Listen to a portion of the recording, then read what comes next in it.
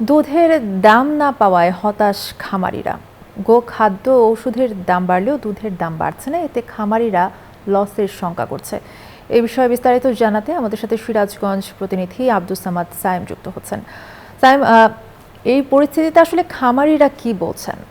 ধন্যবাদ। আসলে সিরাজগঞ্জের শাহজাদপুরে কিন্তু ছোট বড় যে খামারগুলা রয়েছে, এই খামার নিয়ে কিন্তু বেশ কিছু মিল্ক বিটার সহ বেশ কিছু প্রতিষ্ঠান গড়ে উঠেছে। এই খামার গুলোর উপর কিন্তু নির্ভর করে অনেক পরিবার চলে। কিন্তু এবছর কিন্তু জ্বালানির সংকটের কারণে পরিবহনের ব্যয় বেড়ে যায়, কিন্তু গোখাদ্যের সংকট এবং ওষুধের দাম বৃদ্ধি পেয়েছে, যে কারণে কিন্তু এই গরু লালন পালন নিয়ে কৃষকরা শঙ্কায় রয়েছে এবং দুধের যে দাম সেই দাম কিন্তু আগের মতোই রয়েছে। বাগাবাড়ি যে মিল্ক বিটার আছে তারা দিচ্ছে ৬০ টাকা কেজি এবং এ বাইরে বিক্রি করছে ৫৮ টাকা এবং ৫৪ টাকা কেজি। এতে কিন্তু তাদের যে খরচ, সেই খরচ কিন্তু তারা কিন্তু তুলতে পারছে না। যে কারণে এই খামার নিয়ে কিন্তু যারা কৃষক রয়েছে, খামারিরা রয়েছে, তারা কিন্তু অনেক শঙ্কায় রয়েছে। আমরা বাগাবাড়ি মিল বিক্রেতার সাথে কথা বলেছি। তারা যেটা বলেছে যে এই সার্বিক পরিস্থিতি বিবেচনা করে কিন্তু তারা আসলে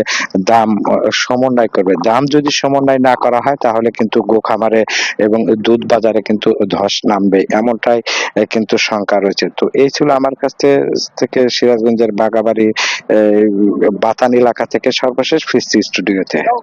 ধন্যবাদ আপনাকে। সিরাজগঞ্জ থেকে জানাচ্ছিলেন আব্দুস সামাদ সায়েম।